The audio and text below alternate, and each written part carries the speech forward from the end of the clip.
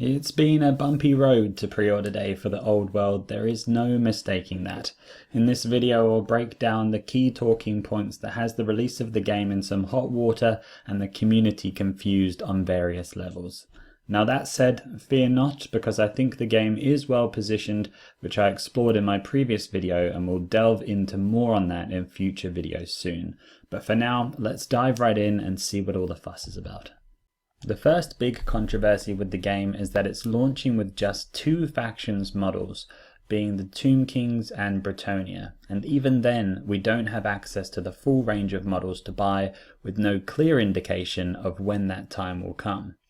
As for the other 7 factions being released into the game, most of the rules will be there for them, but not the army books, essentially called arcane journals here, so you already have to have all the models to make a viable list for one of those armies, and wait an unknown amount of time before they let you buy the ones you may need for lists later.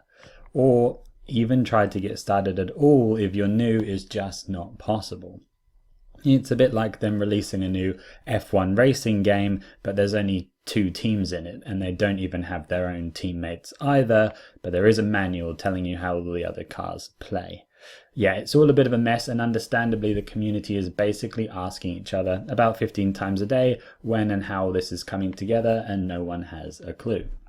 Now I know Games Workshop are not really known for releasing clear roadmaps, though they have done this in the past with army books for Age of Sigmar, as I'm picturing here in this older example, and I feel like this is all we needed and still need right now. We just need a, hey, 2 more books are coming and models for these 2 factions in March. 2 more are coming in July, and so on, so that everyone has some peace of mind and we can calm the noise. The next endless topic of confusion has been around base sizes. So when Fantasy was ended, we moved our fantasy armies over to Age of Sigmar by rebasing all of our square, empire, elves, orcs, you name it, over to rounds. Now we get the joy of rebasing all over again back to squares. But even if you didn't do that, well, now all the base sizes are changing from the original game, so everyone has to go through that burden regardless. Which in and of itself is probably for the greater good of the game, but like, could you have just told us the base sizes months ago when this was likely all locked in?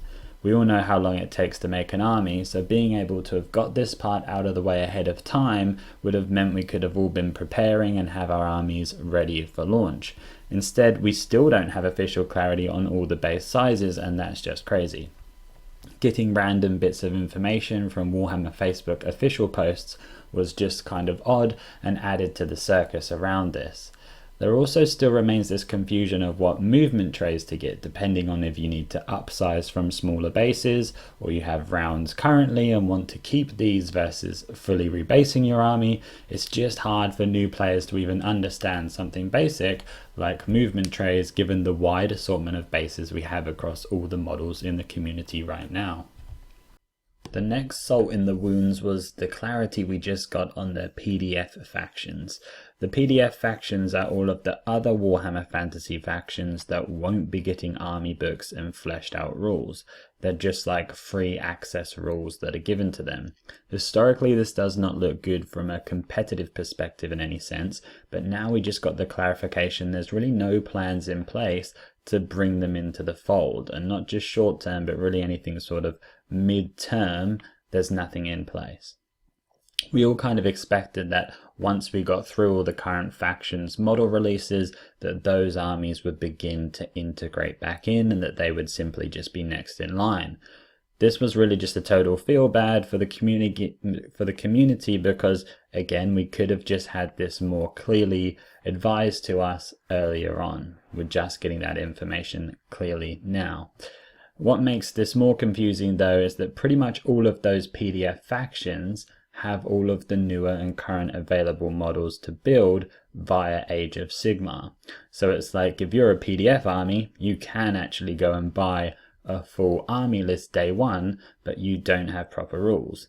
If you are a supported army, you have the rules, but no models to buy. It's all just all over the show, honestly. So what else is there, you say, that could be going on with all the fun and games? Well, the big elephant in the room for a long time has been, how are they going to price the game given we are being shipped 20 to 30-year-old kits in some cases, but generally old models out of production for some time, of a lesser quality, let's be honest, despite how much we do love them. And yeah, so basically they're just ignoring that and costing them as if they were brand new Age of Sigmar or 40k releases. So people were not impressed by that, as you can imagine. And then to add to that, they want to sell you movement trays that will honestly bring a tear to your eye when you see the cost of them. Now, many people have tried to defend the cost by trying to account for inflation on their original launch prices, however many years ago it was, or factor in that eBay prices have been so high that this is totally fine and cheap by comparison. But look me in the eyes and tell me you're not getting a poor deal on those metal Grail Knights with plastic horses from God knows when. That's $100 Australian for 3 28mm horses, when by comparison 5 very new Caveloth Death Riders for Age of Sigmar cost $103. Am I wrong here? The last sort of big deal has been the range of metal, resin and plastic, which has been hotly debated for months and years really along the way now. Some people just rightly don't want to work with metal models, others it's resin. We have this odd mix now where randomly across the range we have these different products, and it's unusual. It's a hard entry point for new gamers especially. It's just not ideal, all things said and done. We want our plastic crack, and unfortunately that's just not getting fed to us enough here. There have been some other contentions recently along the way, and I won't go as far back to mention Kislev for example, but it's not all doom and gloom. The old world is finally here, and it's a far cry better from the state of, say, Age of Sigmar when that game launched with basically no rules at all, and that game's come a long way well into the mainstream. We'll be talking in my next video about how the content release schedule may go from here and how it likely starts to make sense and keep that hype train rolling. Feel free to watch my previous video where I take a look at the online view counts for the Warhammer games if you're interested to see how it's all been trending. But for now, thanks for watching.